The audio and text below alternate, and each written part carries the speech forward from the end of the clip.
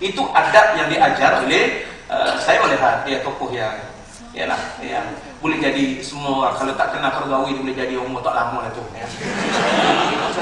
Memang sudah tokoh yang sangat besar dalam bidang pemikiran Islam, dan dia cuba mengelengahkan fiqh at-tawassut, i'tidal itu, dengan tidak melihat memang apa yang disebut oleh Ustaz Asri tadi semasa dia melawat kami dari Islam. Dia lah yang menyebut tadi isu zakat.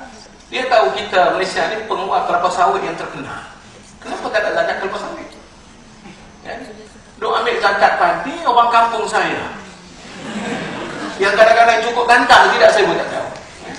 Jadi dia orang kan tidak consider lah. Dia kata zakat kami tak bayar lagi. Sedangkan gateri ada berapa juta ekar kelapa sawit bayar zakat.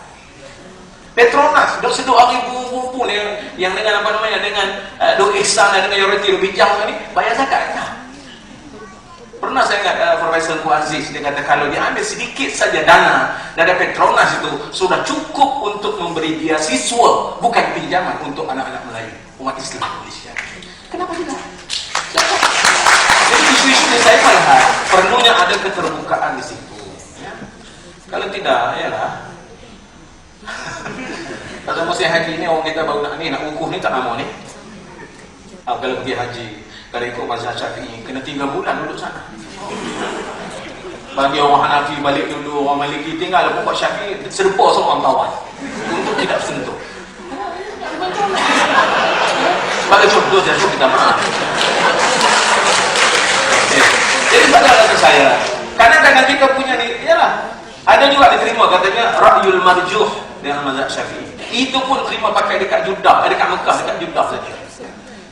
Jadi sebab itulah rasa saya tradisi keterbukaan dalam tradisi ilmu kita itu saya rasa perlu disebarkan, dan berkaitan juga dengan apa yang saya cadangkan tadi, tradisi ataupun manhaj mengajar akidah kita juga perlu dirubah, tidak dengan talqin saja, belajar macam-macam, wujud artinya ada, lawan tiada, mustahil ada, akhir tak ada.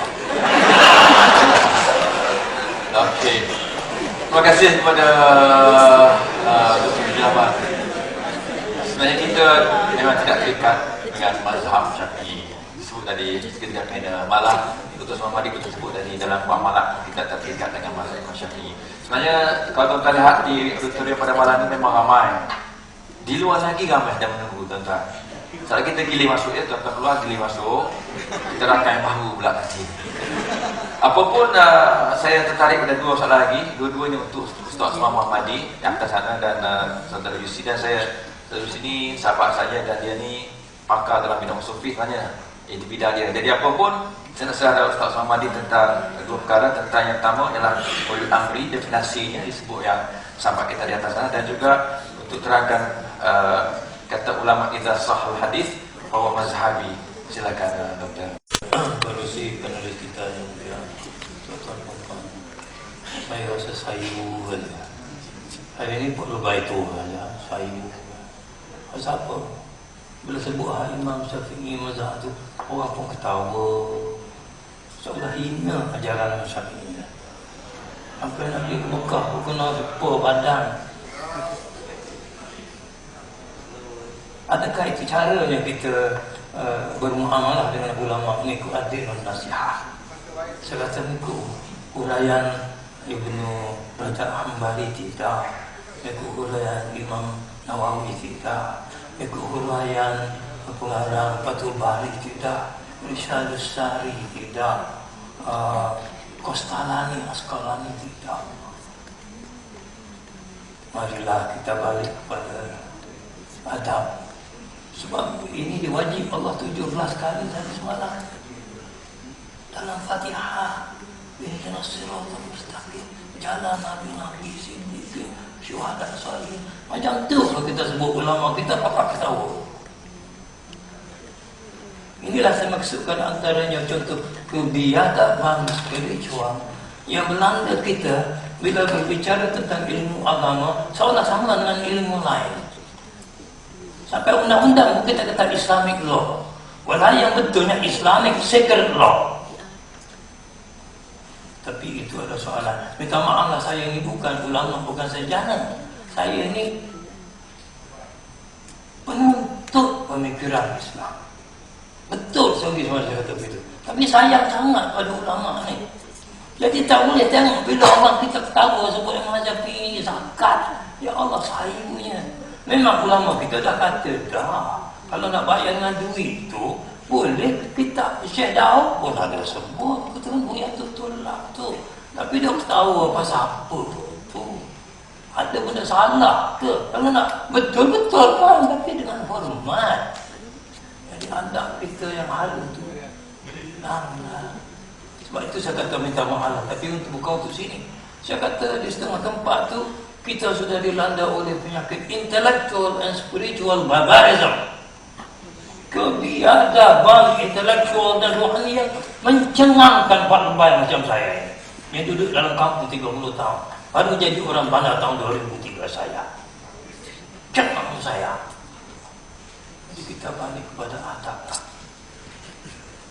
Kemudian tentang ulil amri, saya nak takrif pun tak pandai sebab saya bukan ulama sejana pun tidak.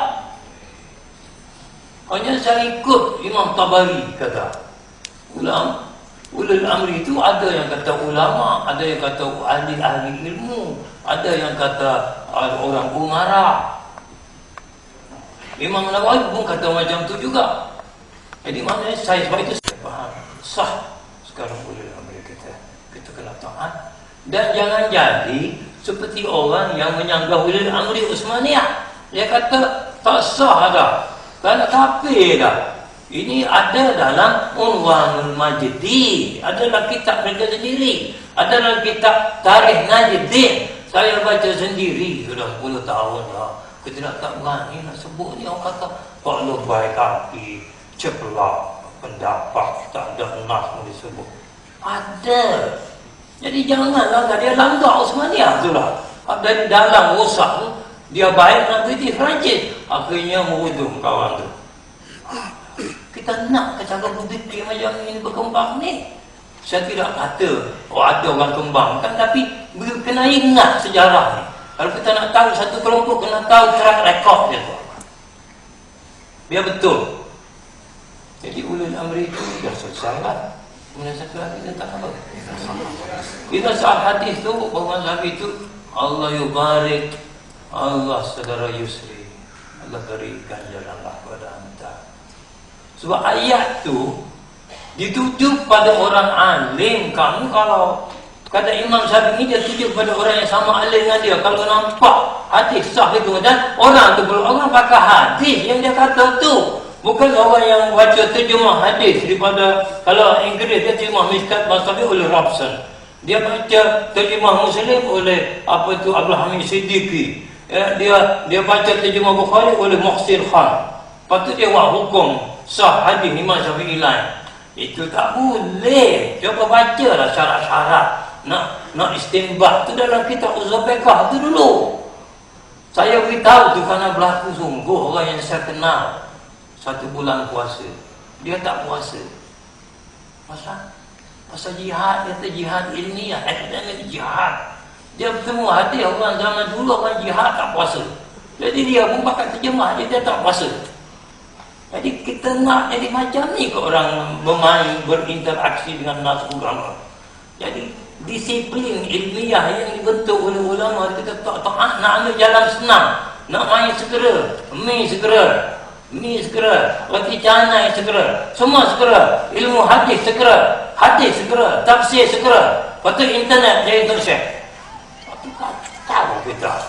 Jadi marilah kita beri. Sebab itu saya kata arus perdana. Sekarang kita sampai kepada arus perdana. Minta maaf lah kalau Tok Lembai tua ni black, minta maaf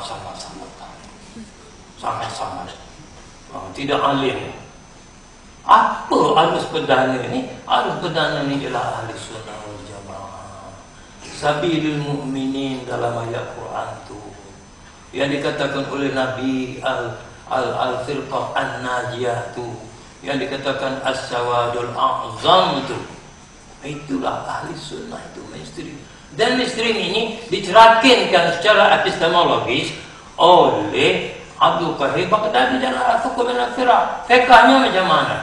Tafsirnya macam mana? Hadisnya macam mana? Tasawufnya macam mana? Bahasanya macam mana? Nahmunya macam mana? Paham sejarah awal macam mana? Sampai epistemologi itu dicerahkan kan? Itulah yang saya maksud mainstream discourse. Dan itu tidak berubah. Sebab itu dalam persidangan antara bangsa di UK yang ini, saya bentangkan kertas tu di hadapan apa tu profesor-profesor luar negeri, mainstream discourse and the Malay world, issues and perspectives. Dan nampaknya kertas itu orang terima dengan elok. Saya rasa sayang betul.